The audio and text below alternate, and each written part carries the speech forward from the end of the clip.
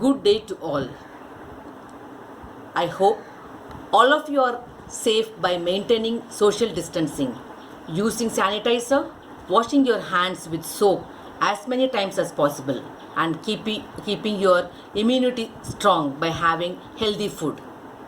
Hope all of you are staying at home, spending qualitative time with your family. On behalf of the management, our principal Dr. D.B. Arolkar and the Department of English, Gnan Prasarak Mandals College and Research Center, Asagaon, Mapsa, Goa, I welcome all of you for the webinar lecture series Zeitgeist 0.2, which is organized by our department from 10th to 16th June 2020 at 11 a.m. exclusively for our college students. You may wonder, what is this Zeitgeist? It means defining spirit, mood, ideas or thoughts of a particular period in history. English department of our college had organized Zeitgeist 0.1 at national level from 26th to 30th May 2020, where renowned personalities were invited from all over the country, Fulbright scholars, professors and teachers of English from Orissa, Tamil Nadu, Mumbai, Shimoga and Goa were the resource persons. There were overwhelming response from English teachers from Kashmir to Kanyakumari, who were the participants of the webinar. My department colleagues and I thought strongly, I also believe that if we want to shine like sun, we have to burn like sun. APJ Abdul Kalam said the purpose of education is to make students a good human being with skills and expertise. In post-pandemic scenario, online classes are going to be the need of the hour. We may meet you all in actual classroom for a few lectures in the academic year 2020-21. We in the department decided to have a webinar lecture series to our students. Why can't we meet you all in a virtual classroom? The end result is Zeitgeist 0.2. And here we are to listen to our past and present students who are going to be the resource persons for the webinar lecture series. It is by DMCNs for DMCNs. We have the resource persons who are the prominent members of our society. They are from various fields like the managers, software quality analysts, lawyers, teachers, beauticians working in airlines and so on, from different parts of the world like US, Kuwait, Muscat, Bangalore, Mangalore and even from Goa. Are we not proud of being DMCNs? I am so proud and feeling happy to say that our past students who had really agreed to give a lecture to you all. Many of them had passed out many years ago, but when I asked them without any hesitation, they had agreed to give a lecture for you all. I am grateful to each and every one of them. At this juncture, I would like to say a few words about our principal Dr. D.B. Arolkar. The moment we approached him with this proposal, he had encouraged us to organize it, especially if it is for students. He always says double okay. I request our principal Dr. D.B. Arolkar to give his inaugural address. Sir, over to you. Good morning everyone and welcome to the second edition of Zeitgeist. We are organizing this lecture series by our students, that is DMCN for our students. Our students have excelled in various fields over the past 46 years and are occupying several eminent positions in the society. There are professionals, there are people in politics, there are people in academics, industry and every other profession. So we thought that why not use the experience and the advice of these students for the benefit of our students who are currently studying in the college. If they listen to this eminent alumni of DMC, I am sure they will get a lot, they will learn a lot, they will benefit a lot. So with this objective, the Department of our English has organized this lecture series, and I am sure the students are going to benefit immensely. Our Department of English has always been in forefront in organizing several activities for the benefit of the students, which includes seminars, festivals, workshops, allocution competition, and other extracurricular activities.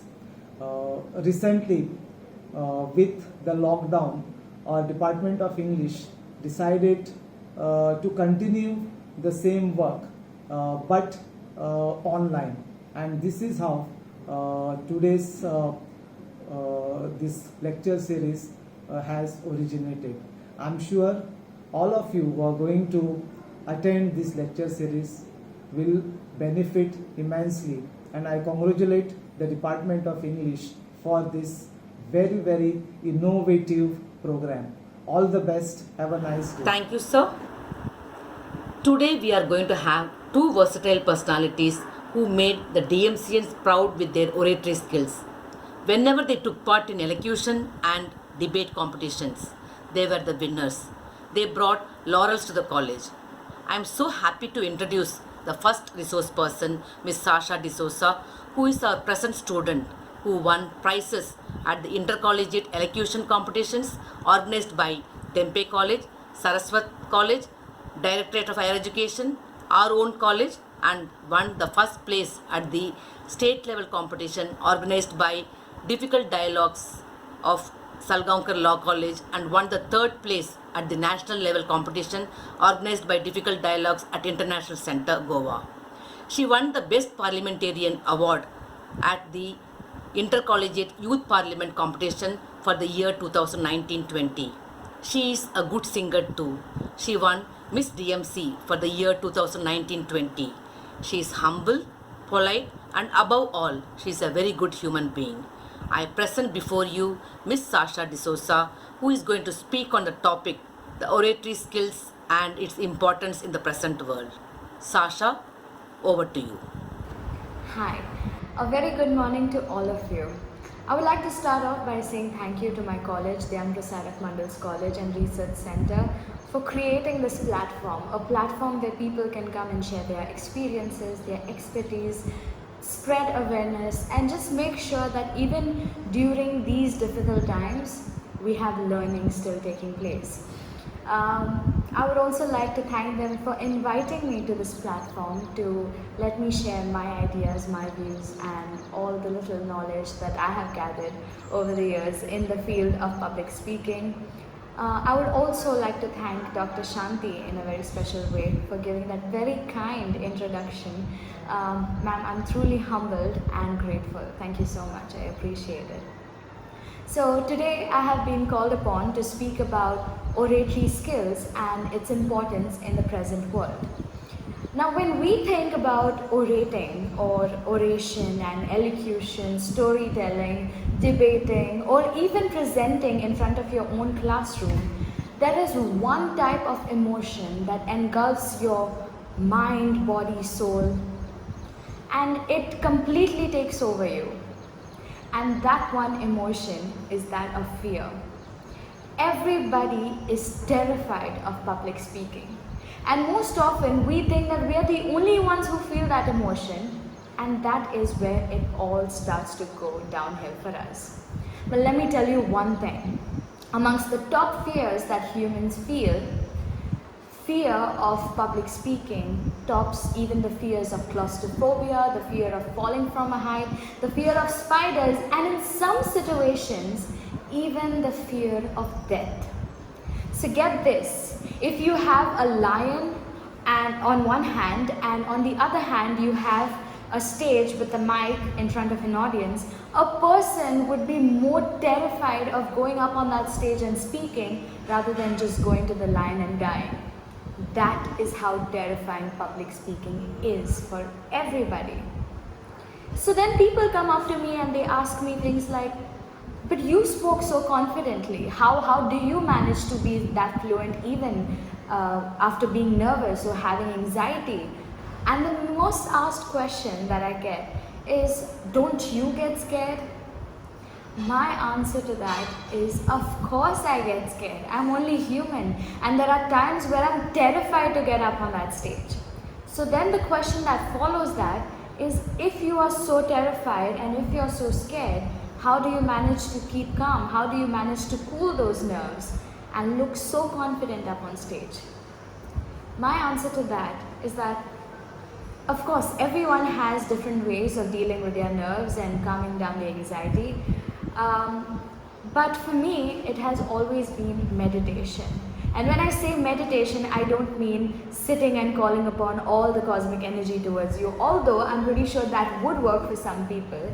But for me, when I say meditation, I mean reflection. Reflection on all the things that matter at that point of time. The purpose. Why am I even here? Why am I writing the script? Why am I speaking the words that I am? Why is it that my teachers believed in me and sent me for this competition? I think about the impact that my words are going to have on that audience. I'm going to think of all the things that really concern me at that point of time, the power of my voice at that given point of time. And usually when I give myself this pep talk, I'm all set to go up on stage and, own the stage and say what I have to, deliver that speech. But sometimes, even when you find the courage to get up on stage, once you do get up on stage and look at the crowd, that's when your hands and legs start to shiver. And believe me when I say this, it has happened to me on several counts. I have got scared after getting up on stage. And at that point of time, I tell myself, I'm already here. I'm already facing the crowd. I can't bail out now. I can't run away now. If I stay here and this does not go well, I have very little to lose. Not much. But if I stay here and say what I came to say, deliver the message that I want them to hear from me, then more than a trophy and a certificate, I will be able to make my place in their minds. If they hear or see or just experience anything that I say today, they will think about me. They will think of my words. My words will influence their thought processes. My voice will be a voice in their heads here on. I will bring about some sort of a change or some sort of a difference to their lives. And my dear friends, that is the very heart and soul of what oration is. And history is proof to that. So, a lot of people think that, why do I have to do this? Or I don't really need it. And I find it most important that people start to speak up, or people take up orating, or people even try their hand at public speaking at this point of time, because I find it so very important for my generation, for this generation and the coming generations, to find their voice. They have to learn to speak up. They have to learn to believe in themselves and believe in all that they say. They have to learn to take a stand for something in life. And that is why I believe that this generation has to be that one thing, that one force that brings about a change. This generation has to be the generation that is the change. And that is why orating has become so very important at this point in our lives, where we see so many things happening around us, in our localities, in our country, in the world, and people have no opinions. people are just keeping quiet. People are just watching the world go by. I don't want us to be that generation when there is so much more to us than just that. Now people come up to me and say that, but I don't want to give big speeches, or I don't want to go up in front of big crowds. And that's absolutely fine. If you don't want to get up on stage, you don't have to. But at some point in your life, you will be seated across an external examiner for a viva who is going to ask you questions purely based on something that you have created. And at that point of your life, you're going to go blank. Not because you don't know the answer. Of course you know the answer. It's something right out of something that you have written. But you won't know how to answer it. And you know why? Because you are afraid of talking to strangers. And that will make you crack under that pressure. And at that point of time, my dear friends, your silence will be taken as your weakness. At some point in your life, you will be seated at an interview where you have several unknown faces in front of you. At that point of time, you'll be looking down with a grumpy face, making zero eye contact and talking in nervous stammers. Why? Because you will be afraid of talking to strangers, and especially those who are out there to judge you, who are out there to examine you, who are taking down every single move you make or every single word you say. And that's terrifying, I know. But here's where public speaking comes into the picture. I truly believe that the best way to be able to communicate with people who are unknown to you is by starting by communicating with people who are known to you. And that is, if you are in your friend circle and they are having a conversation, they are having a discussion, do you have a say in it? Do you give your opinions, your suggestions, your advice? If not, it's time to start now. You do not have to be this. And if you're able to distinguish it, believe me, you are ready for stage 3. Another question I get asked a lot is, how are you able to remember those speeches? How do you manage that? Of course, a lot of people have their own ways of remembering things, but for me, it has not been almonds or yoga, but for some people that has worked. However, for me, remembering a speech has always been based on how well I write it. So the writing is so very important to me, and maybe that's why I spend more time writing a script rather than remembering or memorizing it. So whenever I get a topic for a competition or something that I have to talk about, I try to find one element, or I try to find that one message that has to be my ultimate goal that I want to give to the audience. And I basically base my entire script around that one thing that I want to ultimately give out. And another thing that I keep in mind while writing my script is that I focus on effectiveness rather than perfection, because let me tell you this, there is never going to be a perfect script. You just cannot afford that, and that will never happen. There will always be someone who will think something else, or someone who will take it in a different way. So there is no perfect script. But you can focus on your effectiveness. And if you want your speech to be as effective as it can be, you have to write it from a place close to your heart. And that's what I do. I write on topics that I concern myself with. I write on topics that I'm passionate about, that I want to talk about. And that is why, even if I do forget on stage, God forbid, I know where to pick up from. I know if I've left speaking at this point, I know that I can pick it up from there because it comes from a place close to my heart. So if it comes from within, if it's something that you are so passionate about, then you won't have to spend a lot of time memorizing it because it's coming from within. But however, another tip, if I could give you like one pro tip to memorize your speeches or even your answers for your exams or anything, if you want to memorize anything, one pro tip would be a technique known as chunking that I use. In this, what you do is, if you have a lot of information, you try to break it into small bits and pieces, into small fragments. And when that happens, when you do that, it helps you do two things. One, of course, it helps you memorize better because you're learning it in bits and pieces. And secondly, what it will help you do is it will help you distinguish and identify the different points in your speech. It will help you realize where you have been emphasizing a little more, where you should emphasize a little more, and it will just give you an overall idea. And once you get your script ready, you should try and go through it, go over the bits of it. And once you are comfortable with your script, and once you have gone through it several times, you will be fine with it. Like, you will be comfortable. There will be some sort of ease between you and the words that you have written.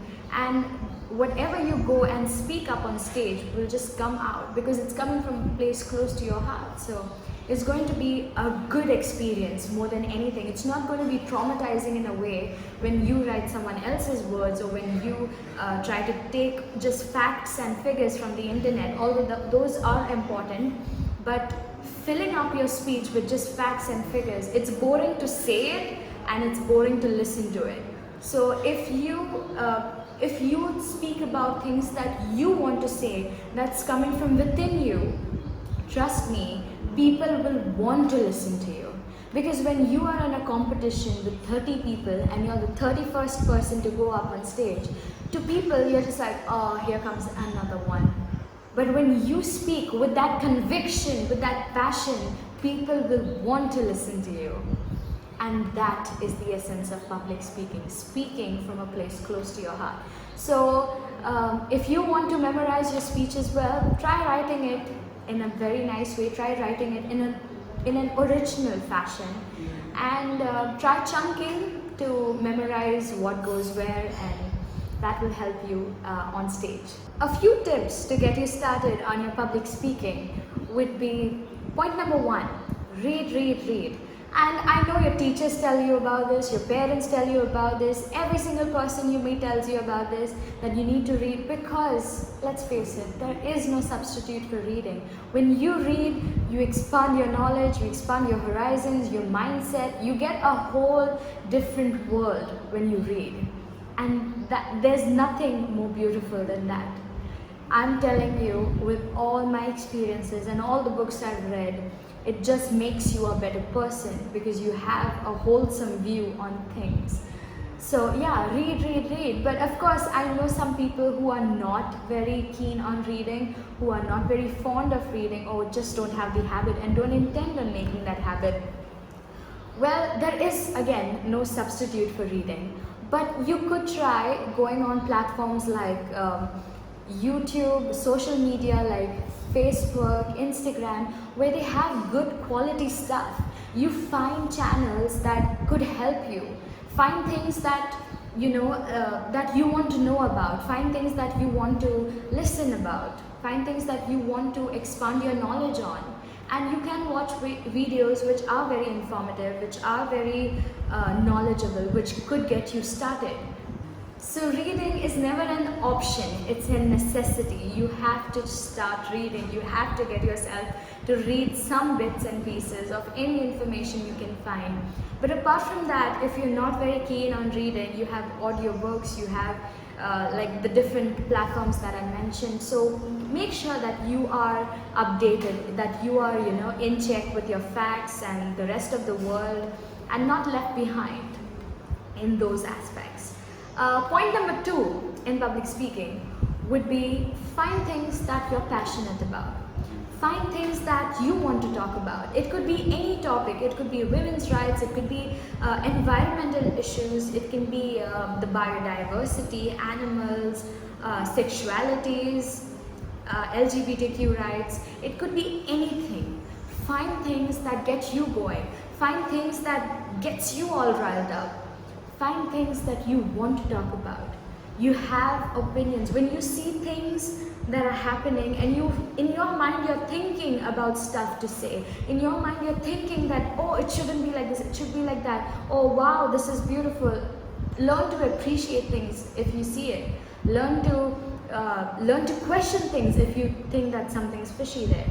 So find things that you're passionate about, and those things will be known to you only when you start reading, only when you watch things on social media.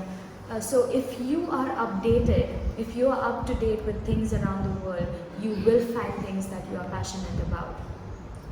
Point number 3, make up speeches in your head.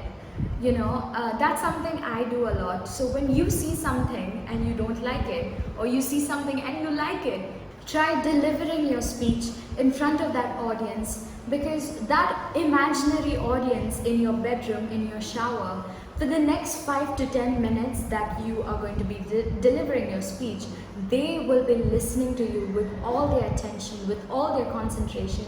Every word you say is going to influence every one of those people. What would you say to them? What would you have to say about a certain issue? What is the message you want them to know? Do not keep quiet. If you do not like something, speak up. Have a voice. Find your voice. So point number 3, make up speeches and deliver them. Point number 4, which is the most important point in public speaking, is give yourself a chance. You have to remember that nothing worth having has ever come to anyone easy. You have to give yourself a chance. When your teacher comes to you and asks you if you want to participate in an elocution competition or a debate competition or just storytelling competition, you have to keep in mind that they believe in you. They wouldn't have asked you otherwise. They want you to participate because they see potential in you. Then why can't you trust yourself just a little bit, just once? And even when you do go up and you face a little bit of criticism or you face a little bit of opposition, you shouldn't be disheartened, or you shouldn't, although I know that it's easier said than done, but if you could have just a little faith in yourself more than anything else, it will go a long way in your public speaking experience, in your public speaking journey. If you face a little bit of opposition in your life, you have to be happy and glad, because congratulations, at that point of time you should know that you have taken a stand for something. You stood up for something. And that is why you are bound to face a little criticism. And that's fine. What's life without a little bit of challenge?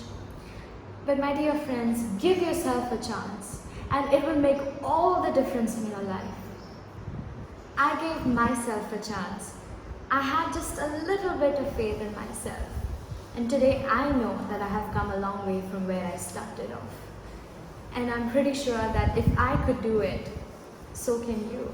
You just have to give yourself a chance. And point number 5 is actually a little bit of a secret. But you know what? I think I'm going to let you in on it. The most important thing that I find myself doing when I'm on stage is smile. Smile, smile, smile. Because when you smile, your audience will smile back at you. And what that does is that when you see your audience smiling at you, it warms them up to you. You are able to find a very comfortable zone at that point of time. And when they see you smiling at them, they go like, oh, she seems nice, but you have not even started speaking yet. But they're already liking the side, they're already liking the feel, the vibes that you're giving out, because you're smiling. Another thing smiling will help you do is that when you speak about uncomfortable situations, like when I speak about sex education and when I speak about LGBTQ and sexualities, it makes a lot of people uncomfortable, and that's fine. But when I smile and when I try to smile through my speeches, and especially through those bits that make people uncomfortable, I help normalize the situation. And when that happens, you realize that your audience is taking it well. So smiling will, of course, it will help you calm those nerves at that point of time, and it will help you get through uncomfortable situations smoothly. And that's about it. I mean, it's very difficult to sum up public speaking in such a short while, but that's just a few things, a few questions that I get asked a lot, a few tips here and there.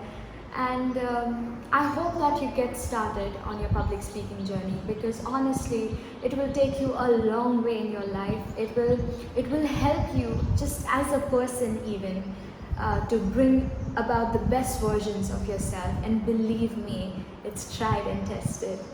And I know that these are difficult times and we are living in extraordinary circumstances at the moment, but it's the best time to get you started on stage one. If you remember, stage one, speak to your family, speak to your friends, your neighbors, have an opinion, have conversations, just get started.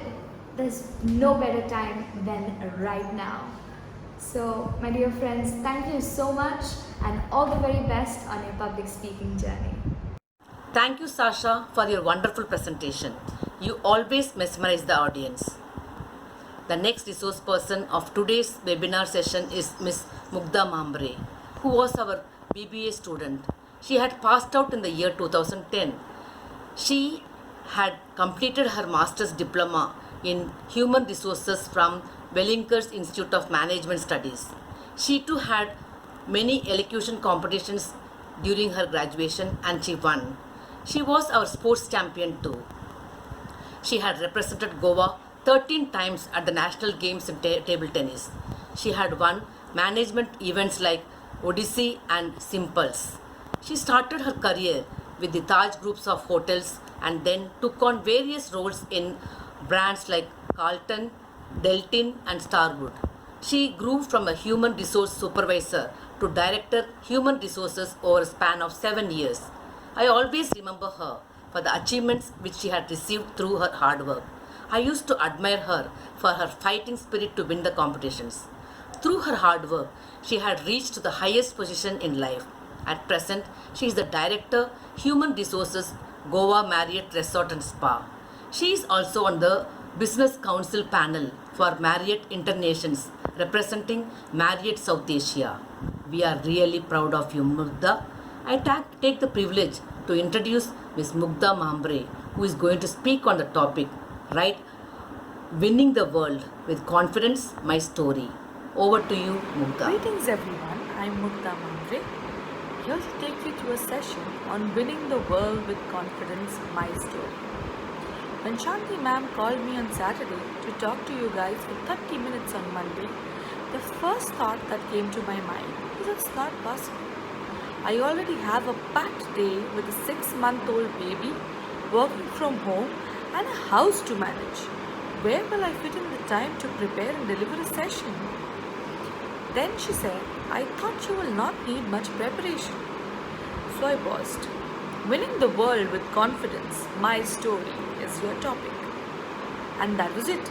I raised all my thoughts of I will not be able to do it and said, yes ma'am, I will do it. So was I not confident before? And the two things that ma'am said suddenly made me confident? Or was I always confident? It was just that I needed a push. Well, let's leave that for a later stage to answer. What is confidence? It seems like an elusive trait that many successful people share. It's as if they know a secret that lets them play the game of life with a different set of rules. What is it that these magnetic people know and do differently? Coming to my story, was I always confident? The answer is yes. There are stories my mom keeps telling me about how I didn't cry at all while first going to play school. How other kids would go back home and tell stories about me. How I always used to be the leader in sports or cultural activities at school or college. But does that mean I was never vulnerable? The answer is no. I was always scolded at and compared to by my father when it came to studies. I hated maths and I always did bad in it. It obviously brought down my overall grades too. I would be depressed about how could I not do it and the others could. So was I always a confident individual or was I not? Let's keep that in thoughts too. Let's see what self-confidence is. Self-esteem, self-image, self-worth, all similar words. Self-confidence for me is how much you believe in yourself. It is knowing that your actions will produce results, that you have the ability to control your actions to influence those results. You know that regardless of what happens, you can adapt to situations that world creates for you.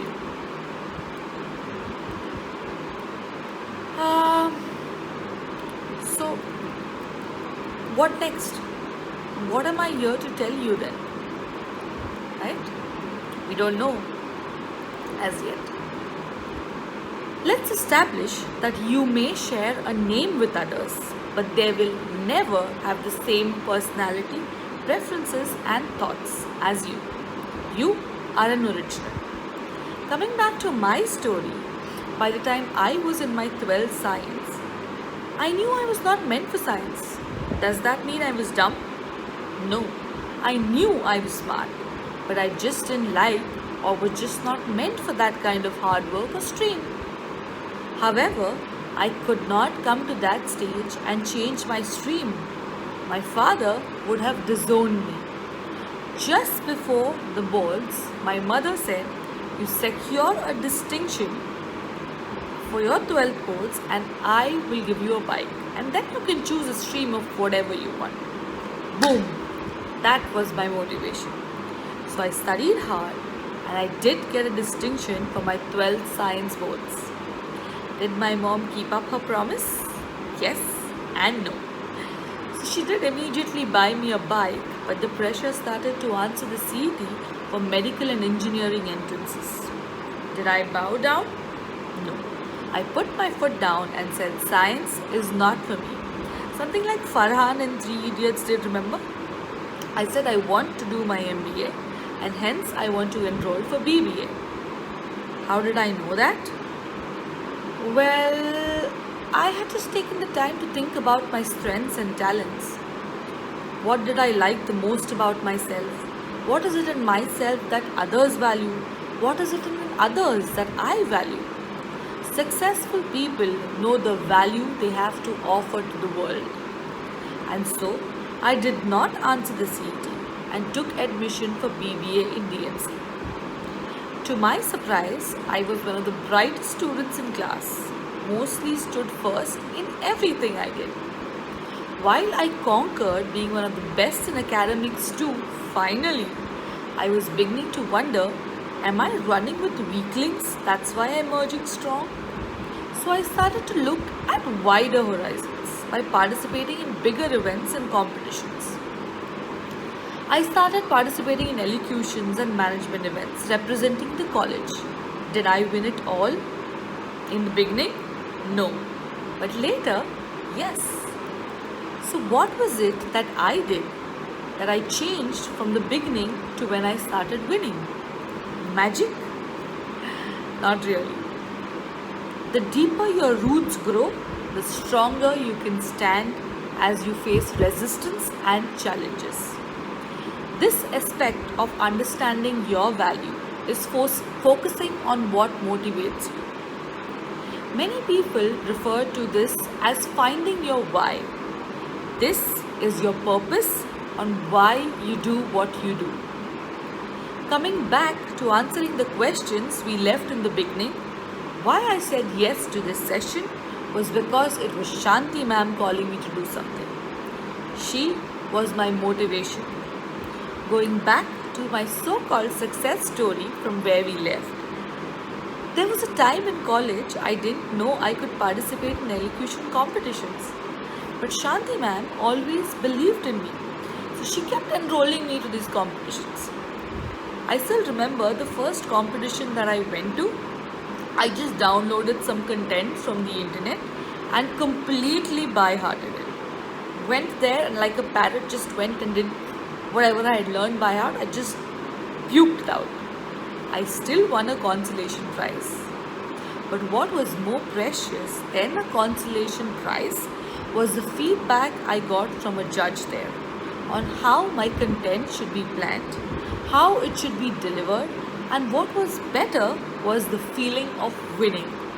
I took that feedback, processed it, and kept my motivation of the feeling of pride that I got when I went up on stage to collect my prize, and then there was no turning back. All I won in most elocution competitions after that was the first place. Once you know your values, then aligning your values towards your growth is the key. So I knew my strengths was public speaking, and I used that in academics as well to excel. From there to today, becoming the director HR in a multinational company with a 6-digit salary was a journey full of learning. That reminds me of how I even got into human resources. So when I joined BBA, my perception was that HR is for boring people and marketing was for the happening and smart people. And since I always thought I was smart, my aim was to make a career into marketing. In fact, I had participated in a lot of management events representing the college in marketing and never really excelled there. Until there came an event, the biggest that was to happen our time, organized by Symbiosis College Pune, the first outstation event our college was participating in. So the scenario was like this. The competition was announced. Everybody wanted to participate because A, you were getting to go outstation, B, it was Symbiosis, C, all expenses paid, night out with your friends. So by now you guys know that my career goal was marketing, but I still appeared for the screening tests of marketing, HR and something called as best manager. I got through all three. Now I didn't want to do best manager because doing acts and stooping low was not something that I was very comfortable doing. So it was either HR and marketing. So obviously my career goal was marketing, I would take marketing. But the twist in the story was that my friend had gotten selected for marketing and a girl I didn't get along so well had got selected for HR. What did I do? Because I wanted to travel and be with my friend, I opted for HR. Did I regret it? Well, on the journey to Pune, I regretted it. I felt a little guilty too. But that competition changed my life. It was very, very difficult. The best from colleges like Rice College and some of the IIMs were also participants. But I, a student from Goa, DM's College, won the first place in an international management competition in HR. That was where I started believing in destiny and in the saying that whatever happens, happens for the good. From then, HR was my career dream, and thankfully, I am still living it successfully. However, just excelling in academics does not ensure a successful career. In fact, when after finishing my BBA, my first job I got through campus placements only was into a company of recruitments that just did recruitment. So all I did the whole day was worked on positions, downloaded CVs, asked them if they're interested, lined up interviews, closed the position. And it was very, very boring. I got so bored that I quit in 6 months. Post that, I tried a lot to find a job in mainstream HR, but no success. Everywhere I went, they said, we want somebody with experience, we want somebody who knows this, we want somebody who has done their MBA. So I decided maybe I was wrong. Maybe I should have listened to my parents and completed my MBA and then gone for a job. So I decided to pursue my MBA and started studying for these entrance exams of CAT, MAT, ZAT. Kept cursing myself for wasting one full year by taking up a job which I just got bored in and learned nothing from. Kept comparing myself to others who were already doing their MBA and I was doing nothing. Did that help? Definitely not. It just caused more negativity. That brings me to another rule of self-confidence. Stop comparing yourself to others. The worst thing that comes from comparing ourselves to others is envy. There are no limits to what we can envy and how we can affect our thoughts and action. Successful people don't wish what others can become. In fact, they think if they can do it, then so can I. Once I realized that was when I began working on my HR skills. Other than academic knowledge, which I already had, obviously. So I went through labor law books, learned labor laws, researched on various processes of HR while obviously continuing the study of MBA. And suddenly, while I was just sitting at the fort with my friend, I got a call from the Taj for an interview of an HR executive. Again, my parents started. You've already wasted a year, you will waste another one. What are they going to pay you? They're going to pay you peanuts. Look at this cousin, she's completed her MBA, she's getting 50,000 rupees salary, and so on and so forth. You know how parents can be. You have your full life to work, just finish your studies first, it just went on and on and on. But where I was sure I was ready because of all the hard work I put in. And Taj was a dream job for me. So, there's this fort outside Taj Fort Aguada. Whenever I sat there with my friends with a bottle of beer or just over chats, I always said I wish I could work here. It's such a beautiful view. So that was a dream job. It was like a signal. So I took a confident action at that time.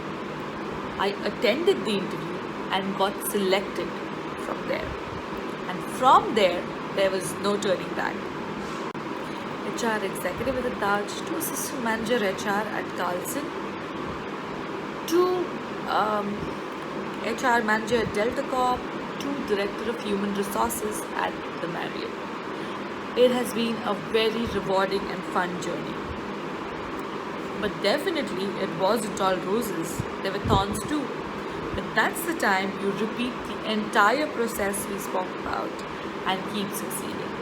On a closing note, always remember, self-confidence is everything but not ego, pride or arrogance. Real self-confidence is more than just appearance. It is a deep part of your character. Thank you. It was an amazing presentation, Mugdha. It is always a pleasure to listen to you. Definitely, your speech would motivate our students to achieve something in life. I hope our students would have got motivation from these two resource persons. Thank you. I request Ms. Sarika Misra to propose the vote of thanks. Hi students, good noon.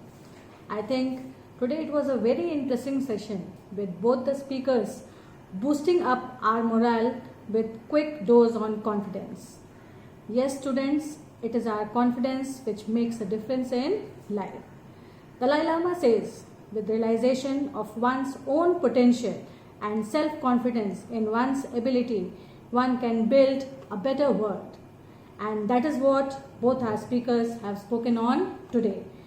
So on behalf of Nyan Prasarak Mandal's College and Research Center and Department of English, I would like to extend a heartfelt gratitude to both our speakers, Ms. Sasha D'Souza and Ms. Mugdha Mahamre, for giving us a wonderful session on the two areas of confidence. Sasha, you spoke very well on the importance of oratorial skills and how they are the deciding factor in many things such as career, business growth and personal relationships. And of course, Sasha, You are yourself an epitome of oratory with so many awards to your credit. So thank you, Sasha, for being with us. Always be yourself and have faith in yourself. Do not go out and look for any other successful other, but rather than create one in yourself. This is what Ms. Mugdha tried to convey through her interesting talk. Thanks, Mugdha, for that inspiring talk and instilling confidence in us. So once again, I would like to thank both our speakers for today for accepting our request and sharing this platform with us. It was indeed our honor to have you both with us. I would also like to thank our principal, Dr. D.B. Arolkar and Ma'am Shanti, for creating such platforms where we can reach out to our students, both past and present, and be there with us. So thanks to all my dear participants for joining us. We are going to be live there for next 6 days, and I would request you all to keep joining us. So have a good day, and thank you once and all.